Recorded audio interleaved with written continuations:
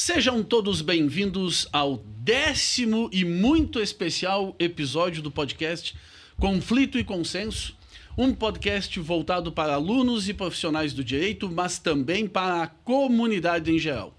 Como vocês já sabem, nesta jornada eu, Felipe Vanin Risson e o advogado Renan Kramer Boeira queremos discutir temas jurídicos relevantes e atuais, tudo de forma clara, mas sem perder a necessária profundidade que eles merecem. Este podcast é realizado graças à inestimável parceria do Diário de Vacaria. Pessoal, hoje temos um episódio muito especial, nossa 10ª edição, nosso 10º episódio, né? E antes de apresentarmos o nosso convidado muito especial que vai tratar de questões muito interessantes hoje acerca do Poder Judiciário, eu quero fazer um convite, né? O Renan se soma a esse convite, um convite a toda a comunidade jurídica da cidade e a toda a comunidade em geral também.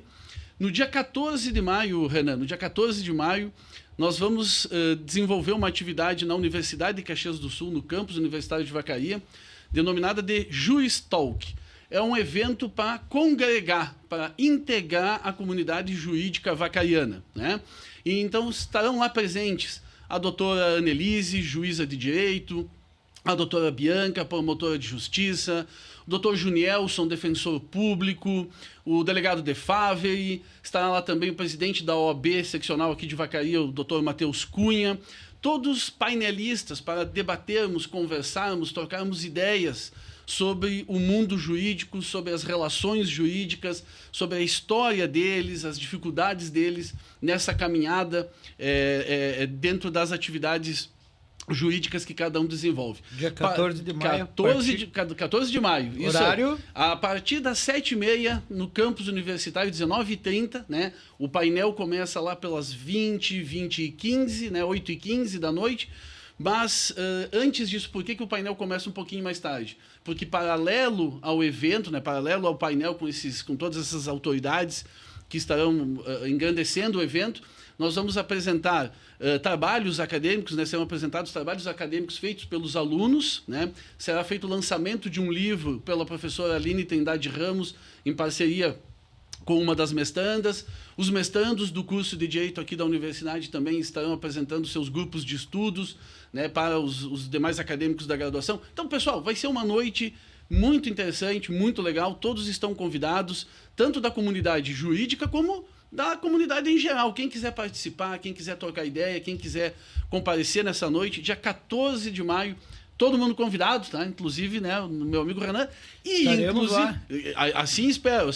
E inclusive, Renan, faço aqui o convite muito especial ao nosso convidado de hoje, para que também se faça presente naquele dia 14 de maio. E agora eu vou apresentar, né? Porque no 10º episódio, por favor, né? No 10º episódio nós precisávamos de um convidado muito especial. E com a nossa felicidade temos esse convidado mais do que especial, que uma vez que nós encaminhamos a solicitação ou o convite para que ele viesse, ele prontamente atendeu, solícito que é já. Se não, vou lá, compareço, vamos agendar, vamos encontrar uma data, e a gente conseguiu. Está aqui com a gente o doutor André Dalsoglio Coelho, tá? Juiz de direito. Eu vou passar um breve currículo, né? Um breve currículo, né, do doutor André. Formado na Universidade Federal do Rio Grande do Sul, pós-graduado em Direito do Estado, cursando mestrado em Computação Aplicada, juiz de direito desde 2010, atualmente está em Porto Alegre, no NUGESP, e substituto nas turmas recursais, né? Turma recursal civil. Foi juiz corregedor, foi juiz auxiliar da presidência do Superior Tribunal de Justiça, foi delegado de polícia no estado do Paraná, oficial de justiça e advogado. Só isso. Currículo básico, né? Isso é só para mostrar a qualidade, né, do doutor André. Eu sempre costumo dizer, desde que eu o conheço, já o conheço há alguns anos, ele já judicou aqui na nossa comarca, está radicado na comarca de Vacaria, né? Está radicado já há alguns anos aqui na nossa comarca, né, na nossa cidade, e eu costumo dizer que é uma das figuras, assim, uma das cabeças do direito mais inteligentes, mais capacitadas que eu conheço. São poucos os profissionais do direito que eu tive a oportunidade de conhecer, trocar ideias. Olha, de uma capacidade, de uma inteligência de fazer ligações, conexões no mundo jurídico como poucos. Então, doutor André, É, pelo menos para mim, eu tenho certeza que para o Renan também, um orgulho, uma honra, podemos contar com a sua presença aqui no podcast. Muito nos valoriza, muito nos orgulha nesse 10º episódio. Seja muito bem-vindo, doutor André. Doutor. Muito obrigado, Felipe. Muito obrigado, Renan. Queria começar essa nossa conversa primeiro agradecendo pela oportunidade, porque para mim também é uma honra poder vir e falar. Eu que adotei vacaria, me aquerenciei em vacaria por causa da família, né? Por causa da Milena, do Vitor e da Tâmara. Então, as prendas vacarianas, eu também, né? Acabei me aquerenciando por uma prenda vacariana também, então estamos aí, né, doutor? Justíssimo. Mas para mim é muito interessante quando eu consigo fazer contato com a comunidade, porque muitos me conhecem, mas não sabem a minha história, ou não me conhecem e sabem a história. Alguém sabe, quem que é, né? Então, o colega aqui acabou de contar, né? Que fui uma vez na inauguração ali no pátio e queria ver o André, e era outro que ele procurava. Então, conhece a história. O querido doutor André Vorhaber Costa, né? Que também foi magistrado aqui, querido do juiz de direito. Então, para mim é uma honra realmente poder participar, e queria parabenizar os colegas pela iniciativa, e acho que a nossa conversa, a espécie da nossa conversa ser num podcast diz um pouco sobre o conteúdo da nossa conversa, que é alterações na nossa realidade, né? As mudanças que a tecnologia vem fazendo. Então, antigamente, com certeza, na década de 90, essa conversa seria feita ao vivo numa rádio, então todo mundo deveria parar no mesmo horário, sintonizar a mesma frequência e teria de escutar algo que era muito mais monopolizado, né? Ou oligopolizado, e hoje a gente, Felipe e o Renan querem... assiste onde quer, a hora que quiser, o conteúdo que quiser. Não precisa ir buscar como ocorria antigamente. O Renan é jovem, ele não lembra disso, nós somos um pouquinho mais... Tinha que ir na rádio pegar a fita. Adorei essa do jovem. Tinha que ir na rádio buscar a fita, né? Se quisesse ouvir de novo, não tem mais isso, né? Eu sou desse tempo, eu sou antigo. E acho que isso engrandece muito para a comunidade de vacaria, então parabéns pela iniciativa. Perfeito, muito obrigado, doutor. Renan, a nossa ideia em trazer o doutor André hoje, óbvio, primeiro em comemoração ao nosso 10º episódio, né? E isso muito nos orgulha, mas essencialmente a nossa ideia é justamente por termos noção do conhecimento do doutor André, da atuação dele em diferentes áreas do Poder Judiciário, em diferentes esferas, inclusive do Poder Judiciário, justamente que nós pudéssemos, né, Renan, conversar, trocar algumas ideias com ele sobre o atual papel, a atual função, né, exercida pelo Poder Judiciário na sociedade. Tentando, claro, todos nós como juristas sabemos quais seriam as funções constitucionais, enfim, mas tentar entender um pouco mais a complexidade dentro dessa nova sociedade, né, dentro dessas novas realidades que a gente vive, que funções ou que papel o Poder Judiciário está cumprindo hoje no Brasil, né? Se, claro, evidentemente ele terá a sua liberdade de manifestação garantida e assegurada, né? Eventualmente também responder eventuais críticas ou eventuais questões que possam interessar, né, sobre como o Poder Judiciário vem atuando, né? Então, acho que é uma questão que a gente pode debater hoje com o doutor André. Esse talvez seja o principal objetivo do episódio. Correto, Renan? Com certeza, Felipe. E, na verdade, assim, até o doutor André tocou em um ponto que é nefrálgico, né? Porque a própria tecnologia, modificou, inclusive, a atuação do judiciário, né, doutor? Embora o Felipe me chame de novinho, jovem, né? Eu ainda sou da época dos processos físicos, dos processos de papel, eles foram modificados. Como os incas e os maias faziam, né? O pessoal brinca, né? Exato, tu tinha que colocar na carroça e levar, né? Então, tudo isso modifica para a gente entender como é que é a atuação do judiciário nesse tempo atual, onde tudo é tão exposto, onde tudo é tão dinâmico, né? O que modifica também no trabalho eu acho que esse vai ser um dos assuntos nossos, inclusive essas questões dessas novas tecnologias, desses novos programas, né? EPOC, SEU... enfim, todos esses programas... As próprias inteligências artificiais. Exatamente. Mas, para dar início à nossa conversa, doutor André, eu já vou pegar no calo, né? Eu já sou um cara meio chato, assim, né? O Renan brinca que no conflito e consenso eu sou o conflito, né? Então, vamos pro conflito, né? Doutor André, assim, como a gente sabe, a gente já mencionou aqui, inclusive, no currículo, fosse juiz corregedor, né?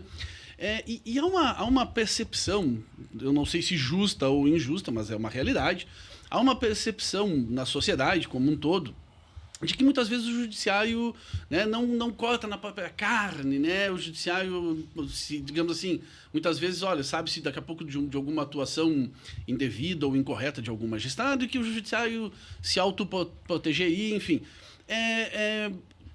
No papel de corregedor, na função de corregedor que o senhor exerceu, é possível que a gente afirme se essa uma realidade ou a gente encontra o judiciário querendo fazer, sim, uma depuração dos seus membros, evidentemente, quando né, obedecido o devido processo legal e tudo mais. O que a gente pode falar sobre o papel da corregedoria nessa situação?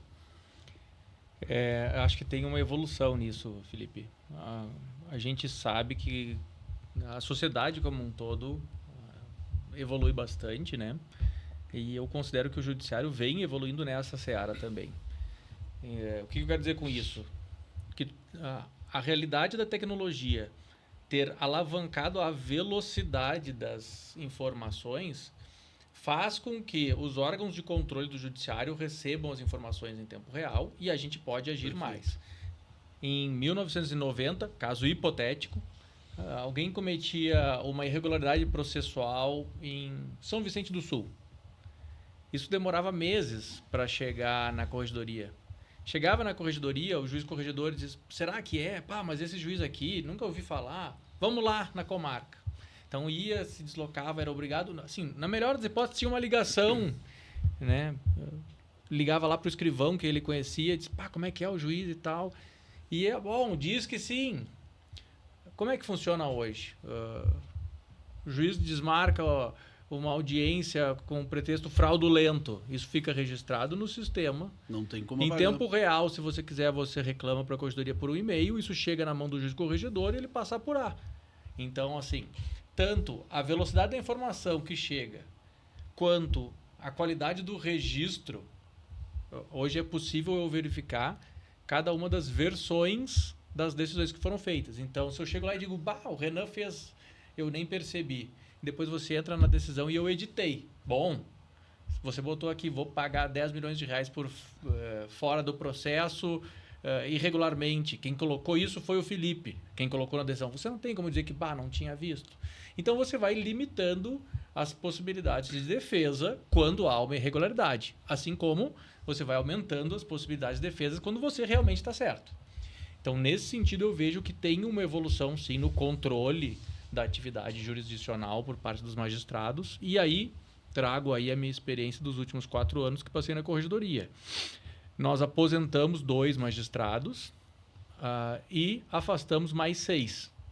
Olha, isso é um dado bem expressivo. Dado expressivo. Isso equivale a mais de 1% dos magistrados de primeiro grau do Rio Grande do Sul. Isso é um dado expressivo.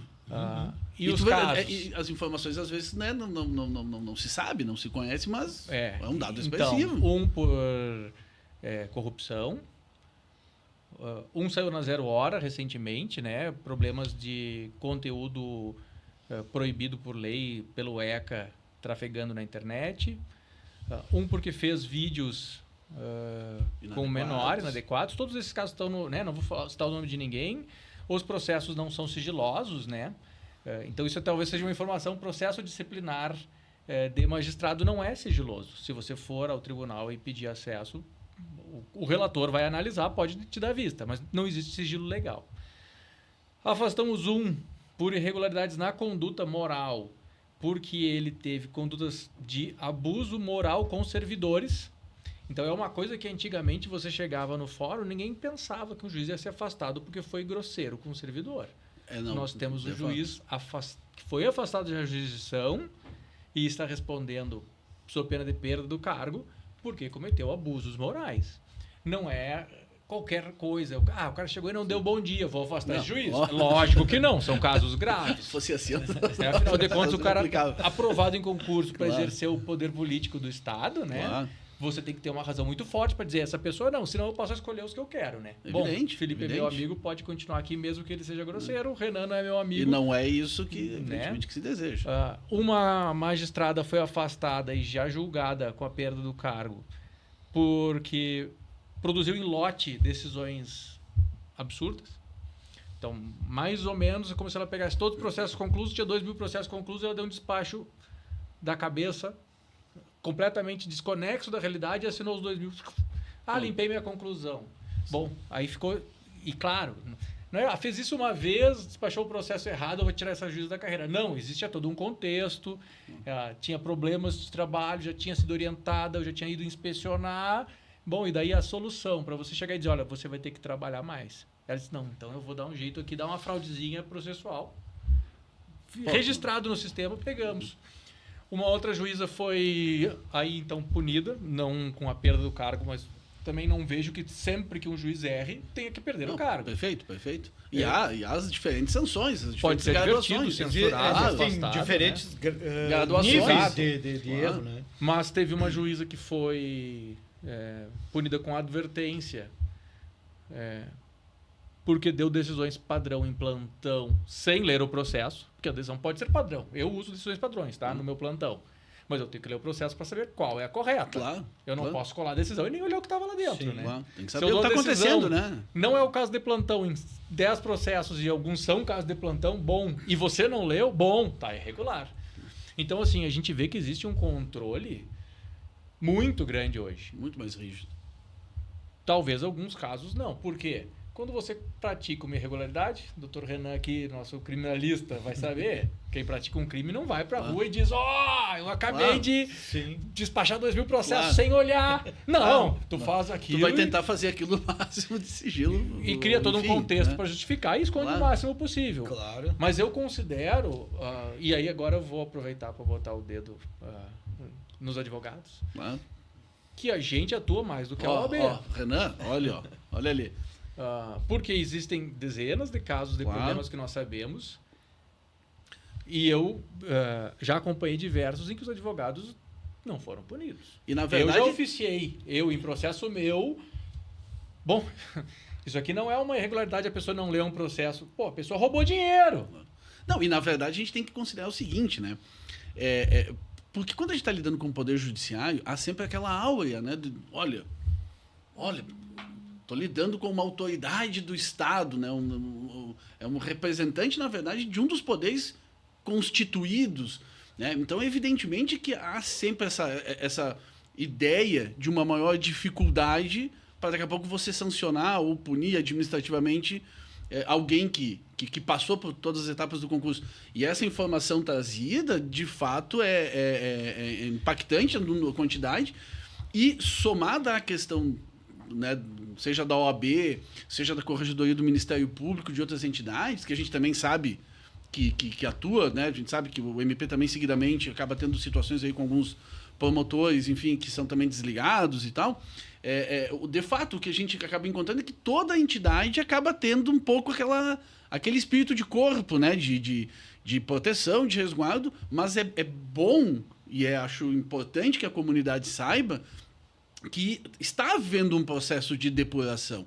Muitas vezes pode demorar, porque todos têm o direito à defesa, né, doutor Renan? Todos têm o direito à defesa, ao contraditório, mas que bom, e é importante que a gente saiba, né, de que esse processo de depuração ocorre, porque não é nem interessante para o judiciário manter alguém que denigra a entidade, obviamente. Né, qualquer classe que tenha um dos seus integrantes cometendo malfeitos, né, ele contamina a imagem dos demais. Claro. Porque eu tenho orgulho de sair na rua, alguém diz, aquele é o doutor André, ele é juiz. Eu tenho orgulho.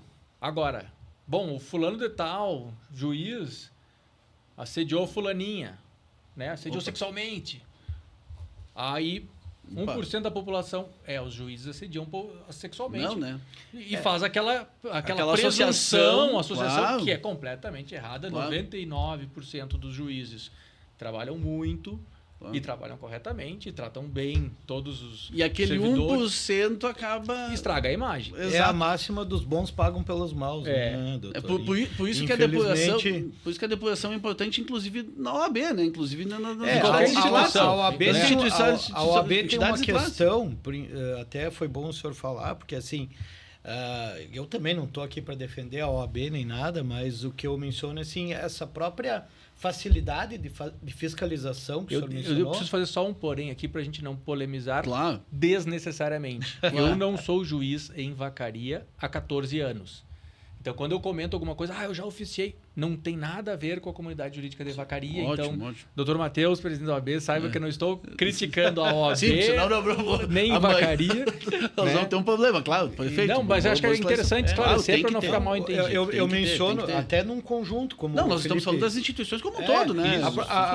A OAB, a própria Corregedoria da Polícia, eles têm uma dificuldade maior na produção desse processo do que uma fiscalização, como o senhor mencionaste, né, que tem acesso já à prova, porque, né, tem que passar por todo o próprio processo administrativo, como o Felipe destacou, é garantida a ampla defesa. Então, muitas vezes, o pessoal faz, por exemplo, uma denúncia relativa a um advogado lá em Porto Alegre, ele vai oficiar para cá, vai ser recebido por um conselheiro e papapá, e isso acaba levando um tempo, que é aquilo que o senhor mencionou nos processos de 1990, ocorre ainda na OAB. É que eu acho também o seguinte, a mudança é gradual. É que a mudança é gradual, claro.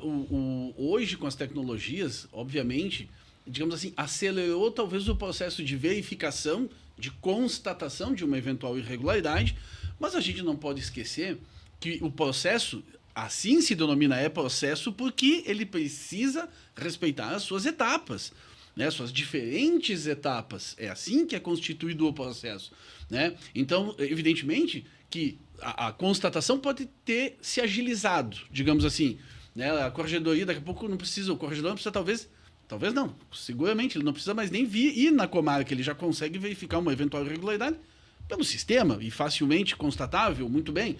Mas uma coisa é você constatar, verificar, outra coisa é você abrir o procedimento, abrir o processo, e essas etapas têm que ser cumpridas com a ampla defesa, com o contraditório, né? Porque eventualmente aquela irregularidade inicialmente apontada, ela pode não se confirmar ali adiante, né?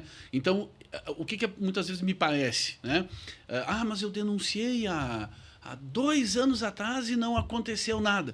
Não significa que não esteja acontecendo ainda, que a investigação não esteja em andamento, mas é preciso que se dê, né, o direito ao contraditório, à ampla defesa a todos. Só né? para trazer um exemplo vivo disso aí. Há muitos anos atrás nós tivemos um problema de uma magistrada que foi denunciada por envolvimento com um adolescente que tinha sido internado, não abrigado. Apuração, testemunhas. Você chama o adolescente e... O que aconteceu? Não aconteceu nada. Acabou aí, né? Você não tem prova, não tem como você, né? Recentemente nós tivemos o problema de um magistrado que se envolveu com um adolescente. Chegou o vídeo. Acabou. Você tem prova. Então eu diria que, assim, é muito importante a gente ter essa noção, né, da qualidade do registro da prova, tanto desses temas quanto da nossa vida como um todo. Se eu falar alguma coisa grave aqui, né, vier aqui... Confesso uma besteira, bom, tá gravado, alguém vai escutar, vai mandar lá. Eu costumo brincar na questão da prova. Esses dias mesmo, numa das aulas, enfim, não lembro o tema que tratávamos, mas eu costumo dizer, no processo, seja o civil, seja o penal, onde for, não adianta tu ter certeza. Não adianta tu achar que tu tá certo. Não, mas eu tô certo. Não, mas eu tenho certeza. Não, tem que ter prova. Exato. Tem que ter prova. Ganha quem prova, quem demonstra aquilo. E no episódio com a doutora Bianca nós mencionamos isso também, né? Exato. Que hoje em dia a tecnologia facilita essa comprovação de fatos que há um tempo atrás tinha uma certa dificuldade. Era a prova testemunhal, às vezes o processo levava muito tempo, a testemunha ia ser ouvida, já não lembrava mais o que aconteceu. Hoje em dia não, hoje em dia não é incomum, como o próprio doutor mencionou, ter fotos, ter vídeos, ter gravações hoje a prova da testemunhal, no meu tempo, a prova testemunhal é aquela prova, né, meio que uma rainha das provas antigamente. Essa né? é a confissão. Né? Exato. E aí, eu não vou usar aquela da prostituta das provas, que eu acho uma expressão terrível. Né? A gente falou sobre isso com a doutora Bianca, né, que é uma expressão absolutamente machista, pejorativa, enfim. Né? E de fato é. E aí vem a confissão, né, a rainha das provas, ou o testemunho, aquela testemunha presencial e tal. Hoje, na verdade, quando tu consegue evitar, daqui a pouco, não haver nem a necessidade da prova testemunhal, tu vem com a prova documental ou pericial, é ela que mata, ela te elimina de qualquer... A oitiva se torna obsoleta. Exato. Deixa eu dar dois pontos sobre isso, Felipe. Primeiro, hoje eu escutei uma testemunha. Era um cheque que tinha sido furtado em 2019. E aí o advogado trouxe testemunhas. O que o senhor sabe sobre isso? Eu me lembro que lá em 2019 eu estava fazendo um concerto e a vítima trouxe o cheque e me pediu para trocar. Eu olhei o cheque, era de R$440 e a assinatura era dela. Esse depoimento eu gravei agora de tarde. Né? No 2019. Isso, a testemunha hoje lembrou disso. Eu não lembro o que eu comi no almoço, mas em todo caso. E a outra coisa que talvez seja mais interessante, né? Essa primeira, sim, apesar de uma testemunha, sim, compromissada, chega a ser anedótica, né? Mas eu tenho lançado algumas decisões no GESP que são no seguinte sentido. A doutrina tradicional e a jurisprudência reconhecem que, no caso de prisão em flagrante, os policiais têm fé pública. Então, o testemunho do policial vale e é aquilo. Se ele falou, está falado. E eu tenho feito as decisões no seguinte sentido. Quando há prévia notícia do crime e é possível para o Estado, lato sensu, se preparar para a produção da prova, a falta da gravação audiovisual inverte essa lógica e é ônus do Estado provar que não houve irregularidade alegada pelo preso em flagrante. Então, o preso em flagrante diz, eu não tinha droga. A droga foi enxertada em mim. O policial diz, tinha sim. Ok, temos câmeras corporais. A câmera corporal não estava ligada. Bom. Hoje o STJ, desculpa lhe interromper, doutor, hoje o STJ tem muita questão do dropsy testimony, né? Sim. A questão do test line, enfim, e isso é uma questão bem importante hoje a ser discutida, né? Na prova policial. Então, né? E o que eu digo, só para esclarecer, eu não estou dizendo que o policial está mentindo. Claro, não, exato. O ônus da prova é uma regra de julgamento. Eu estou dizendo que, quando é um caso em que há prévia possibilidade de preparação, de investigação, você poderia ter preparado uma gravação para fazer a abordagem, mesmo que você esteja falando a verdade, eu vou julgar contra você, Estado, porque você não tem a prova. É o ônus da prova, não é definição de falso ou verdadeiro. E tu vê como importante isso, só fazer um paralelo nisso, da questão da gravação. Esses dias, conversando com alguns alunos que são policiais militares, que são policiais civis, a maioria deles, para não dizer unanimidade, pelo que eu estou lembrando aqui é unanimidade, concorda e defende a questão do uso de câmeras. A gente tem justamente uma ideia, né, que os policiais não gostam. Pelo contrário, eles, pelo menos os que conversaram comigo, e são vários alunos que são da Polícia Militar e policiais civis, não, a gente concorda sim, a gente quer porque é uma garantia para nós, para mostrar que a gente está falando a verdade e não colocar em xeque aquilo que a gente está falando. E olha só, eu nem quero evoluir tanto o pensamento jurídico e dizer o seguinte, é obrigatória a câmera corporal sempre. Sim. Eu estou saindo do presunção de veracidade, né? Quando há prévia ciência, ou seja, você tem um inquérito em andamento, você tem lá, havia uma investigação, nós fizemos a campana. Bom, se tu pôde te preparar, nesse caso eu vou inverter o ônus da prova. Perfeito. Então tem aí umas 2 dúzias de decisões lançadas, eu estou esperando ver o que o tribunal fala. Vamos ver o que o tribunal porque é uma proposta de mudança da jurisprudência. Bem rapidamente, uma situação que eu me deparei lá nesses 21 anos de MP. São várias, né? São N's, mas uma que eu me lembro que me chamou muito a atenção. Porque antes aqui de nós iniciarmos a gravação, nós estávamos conversando sobre assuntos aleatórios e entre os assuntos a gente chegou a falar do golpe do bilhete, né? E eu tive uma situação muito, muito peculiar, Renan, muito interessante, em que era uma vítima, uma senhorinha de idade, né? Já lá para os seus 70 e poucos anos, que tinha sido vítima supostamente do golpe do bilhete, e o rapaz que teria aplicado o golpe foi pego em flagrante. Foi preso em flagrante, né, e identificado sem sombra de dúvidas pela senhorzinha, né, em flagrante não quando ele estava ali, mas logo depois de sair ou de deixá-la, enfim, aí a polícia foi lá atrás do carro indicado pela mulher, com as características, achou o carro, achou o sujeito, apresentou para ela, não, é ele, não tenho dúvida, na polícia reconhecimento, né, 100%, é ele e tal.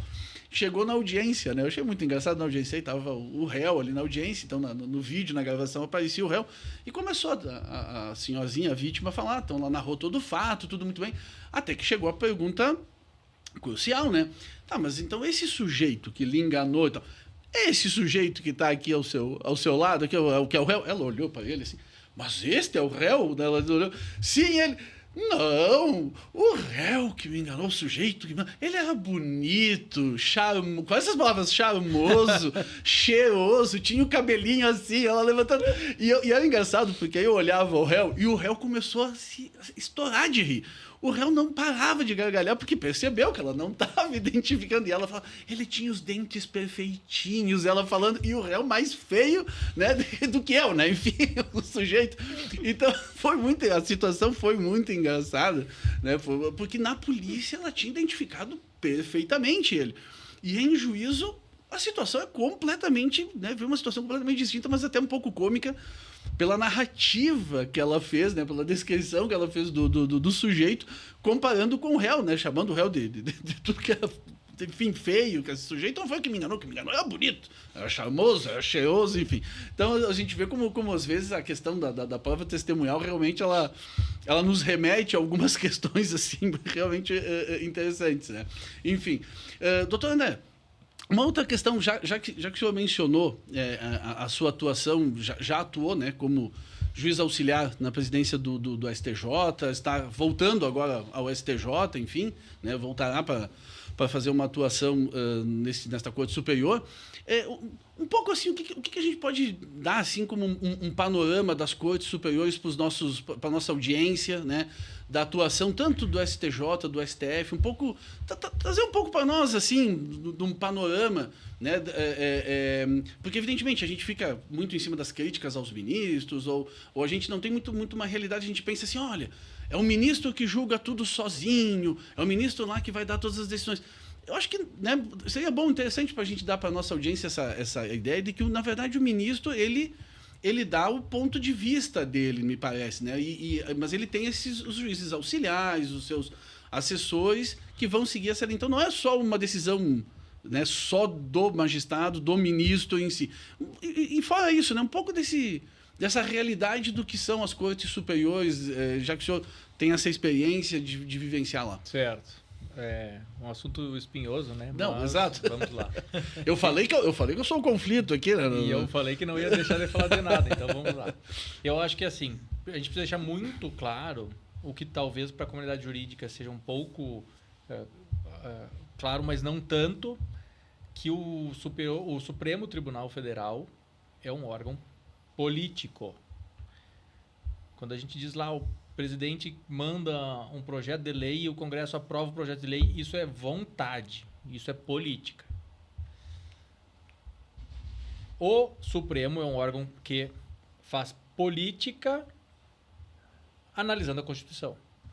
Então, existe, por exemplo, a doutrina da mutação constitucional, isso é basicamente o quê?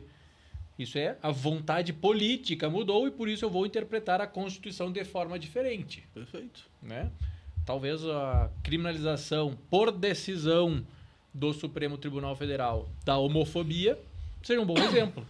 Sim. Bom, tivemos milhares de casos de homofobia, se entendia que não era, certa feita a sociedade evoluiu e, bom, o Supremo passou a entender que é crime.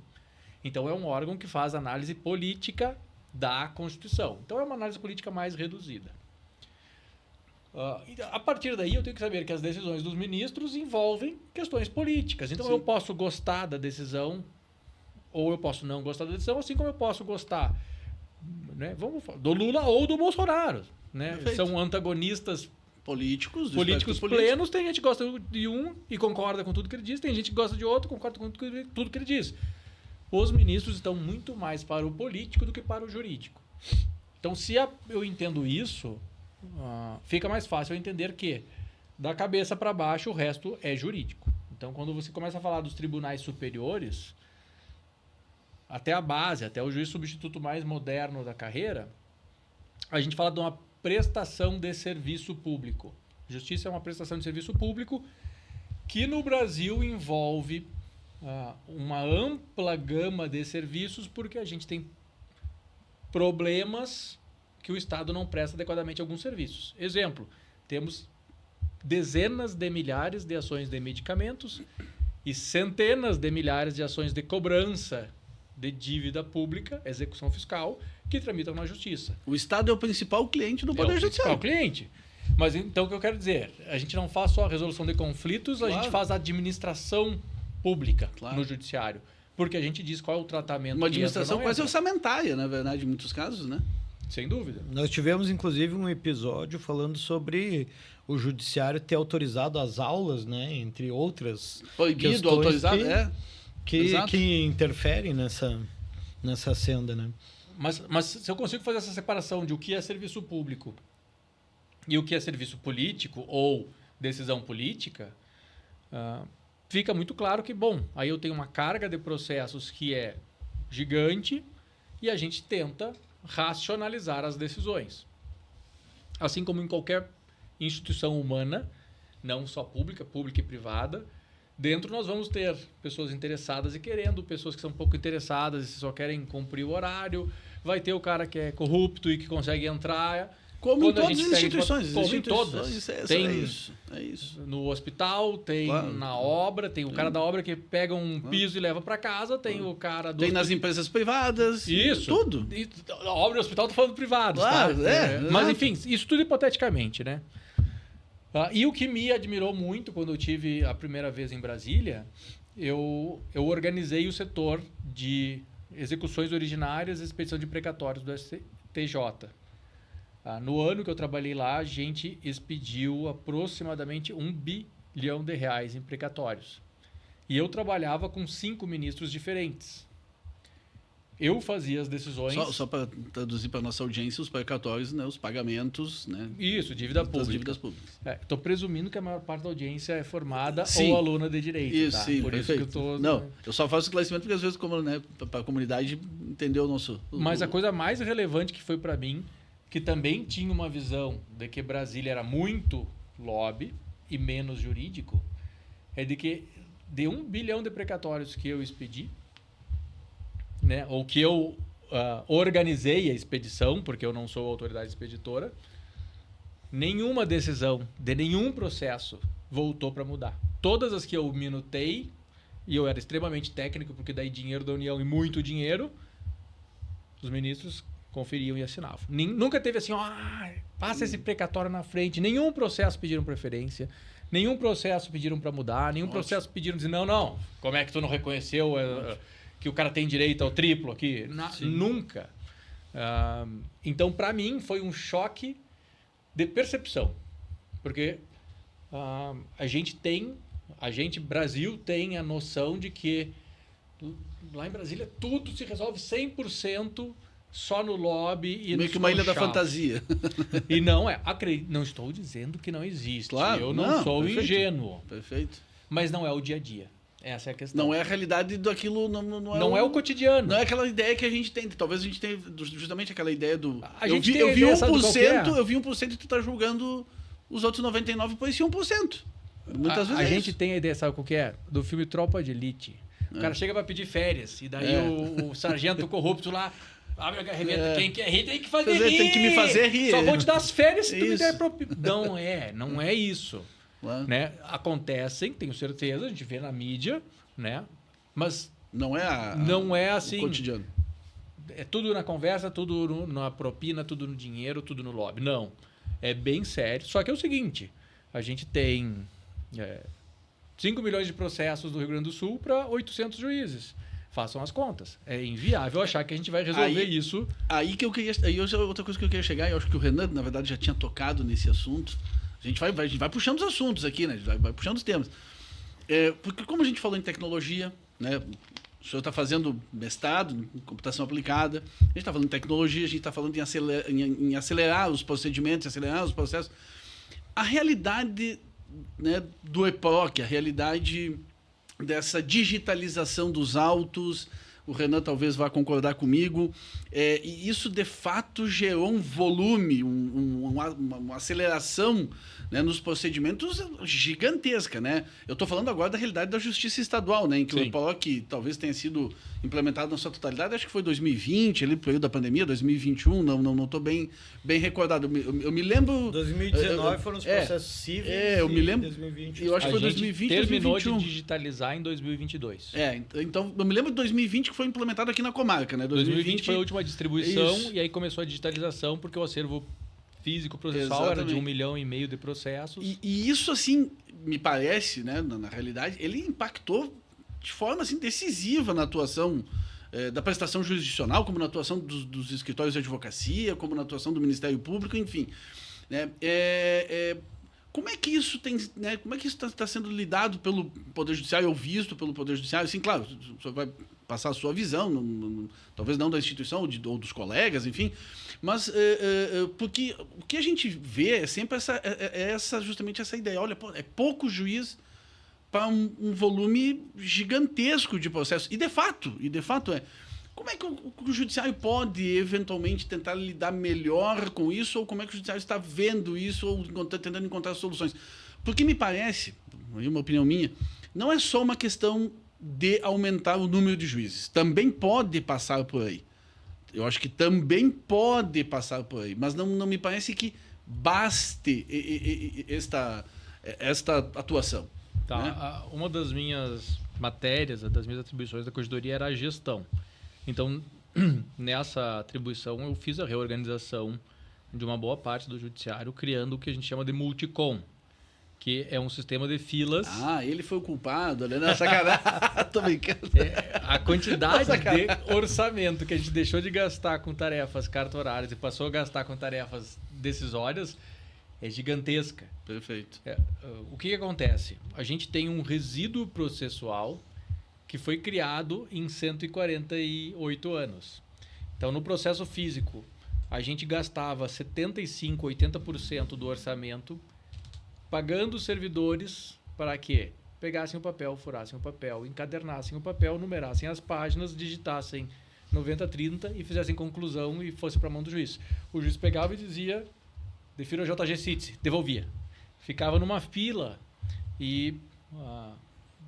às vezes demorava 6... Aí você peticionava, demorava 6 meses para juntar a petição, porque era uma pilha de petição e alguém tinha que numerar aquilo tudo. Desculpa, às vezes é aquela questão de pedir liberdade. Sim. Né? Tu recebia o flagrante hoje, tu devolvia amanhã o flagrante com manifestação lá no MP, prisão ou liberdade, mas se fosse prisão, o pedido de liberdade o advogado protocolava hoje e voltava para o MP 2, 3 dias depois. Enquanto isso, o acusado estava lá, estava preso. Né? Hoje... No mesmo dia, o processo vem 2, 3 vezes para a tua carga.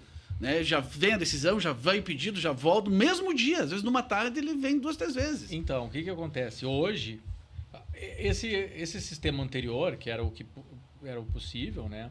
Foi gerando um acúmulo, vamos botar aqui toda semana.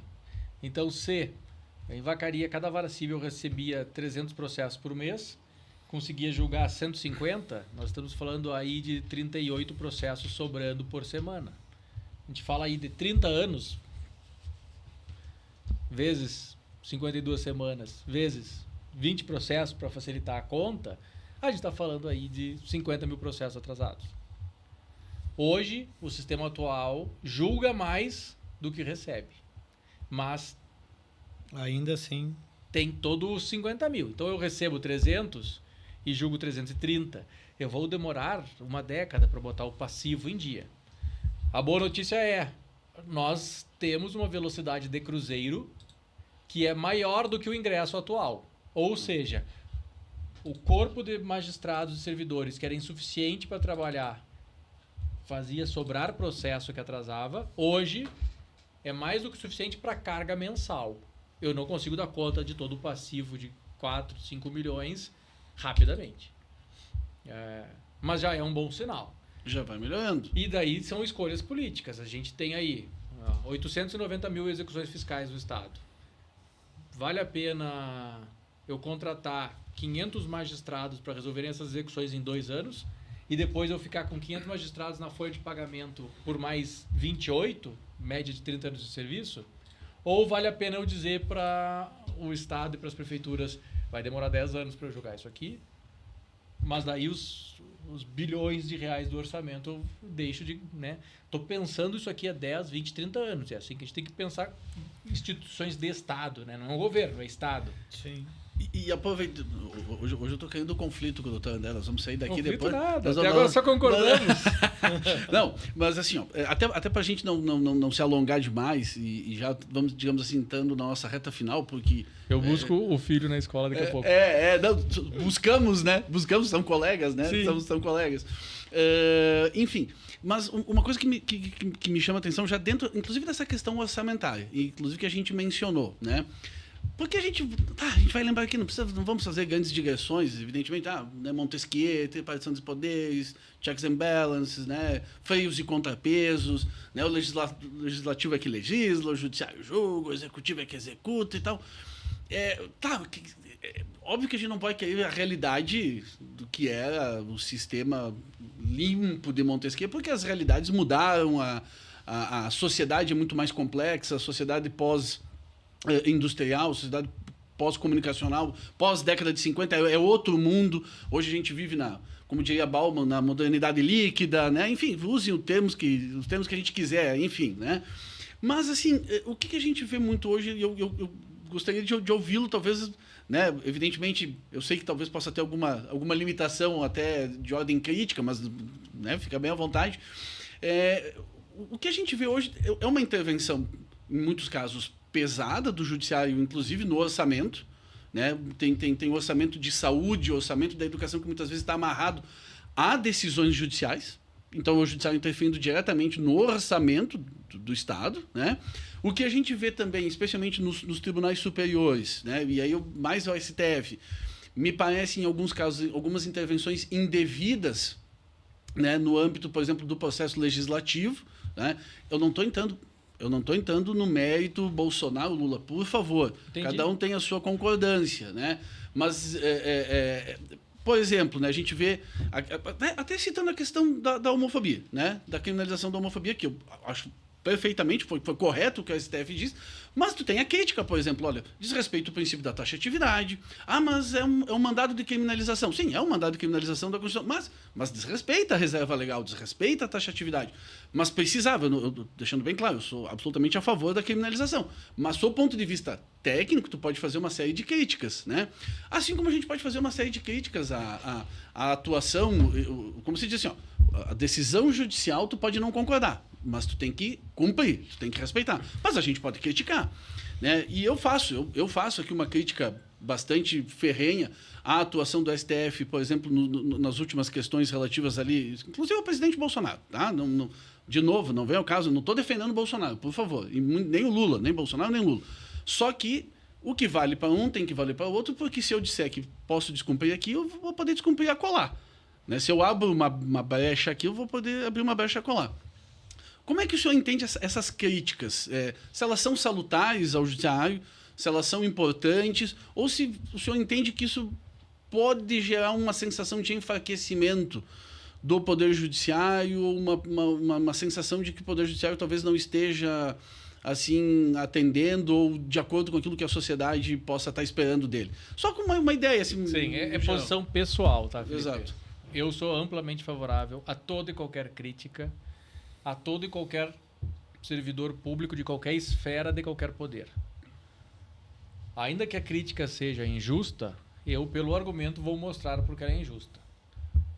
Sempre que aconteceu comigo, já fui criticado diversas vezes, interna e externamente no Poder Judiciário, eu mostro as razões.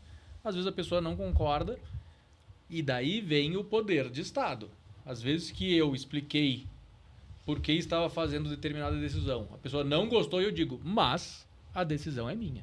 Ponto. Tá aqui. Tu tem. É um poder-dever. Agora, né? Ser criticado e explicar bem, eu sou muito a favor. Isso dá legitimidade.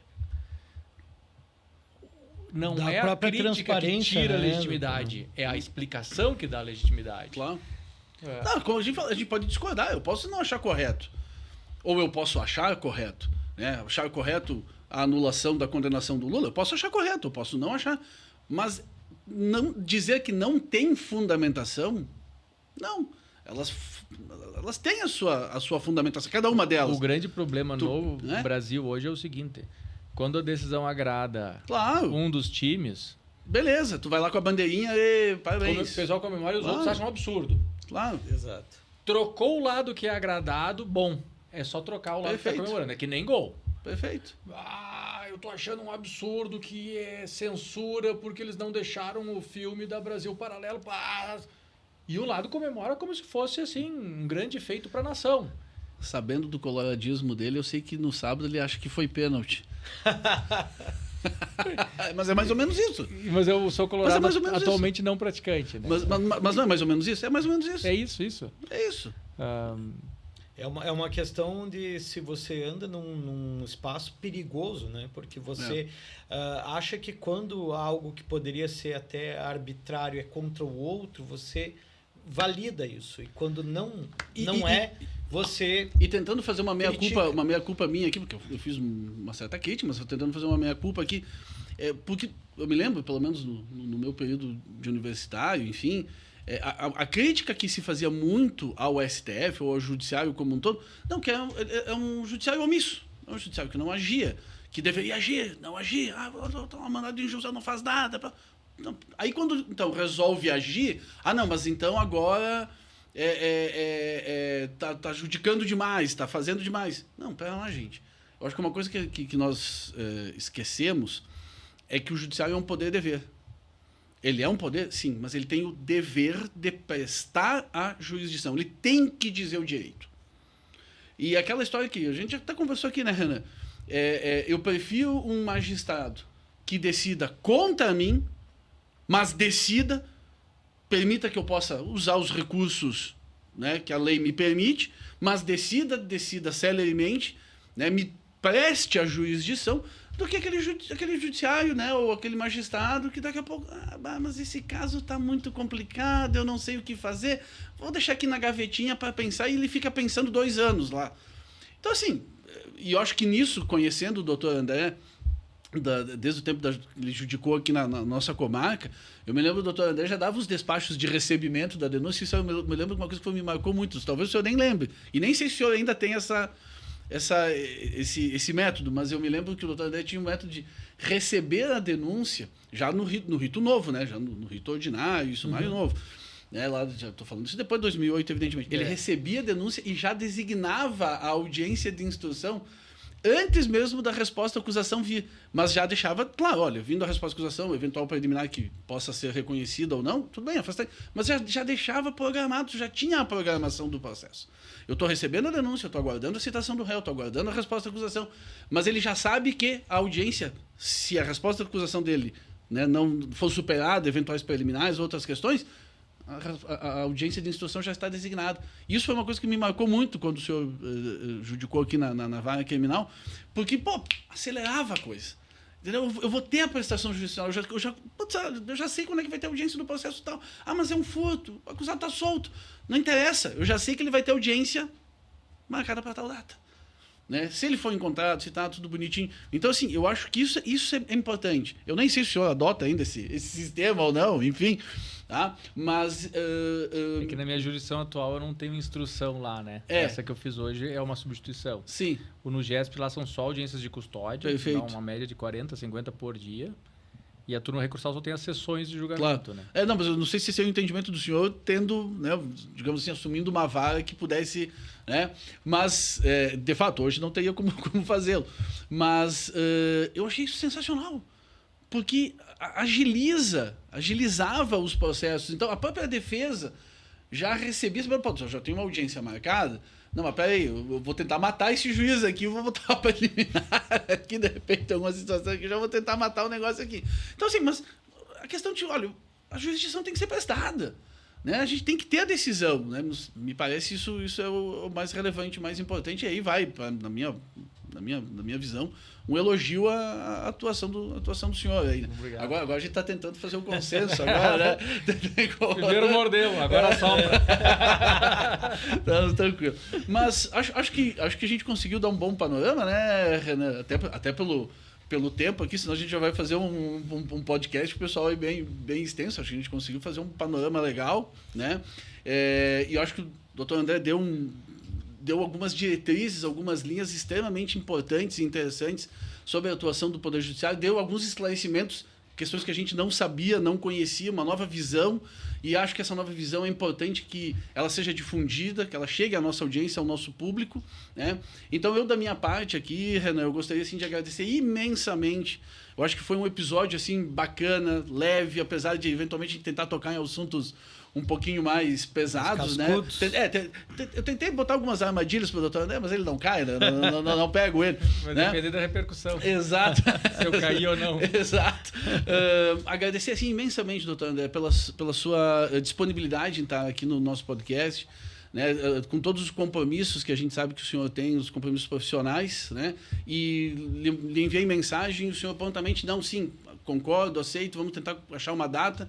Encontramos essa data para fazer a gravação do episódio, então lhe agradeço imensamente pela disponibilidade e tá sempre, né, de portas abertas aqui, quando o senhor precisar trocar alguma ideia, conversar algum assunto de interesse da comunidade jurídica, saiba que este podcast está à sua disposição para que volte quantas vezes forem necessárias para conversar aqui, para a gente bater papo de assuntos jurídicos interessantes para a nossa comunidade.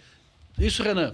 Isso aí. Acho que o Felipe já falou por nós dois aí, doutor. Eu falo demais. Muito, assim, a sua presença, os esclarecimentos, eu acho que é muito importante falar com a comunidade, com o cidadão, até para ele entender melhor como é que funciona esse sistema. E acho que o senhor deixou cristalino, deixou límpido muitas questões aqui que às vezes o pessoal tem um preconceito e que acaba não se concretizando na realidade, né? Agradeço também da minha parte pela sua presença, por compartilhar com a gente tudo isso, né?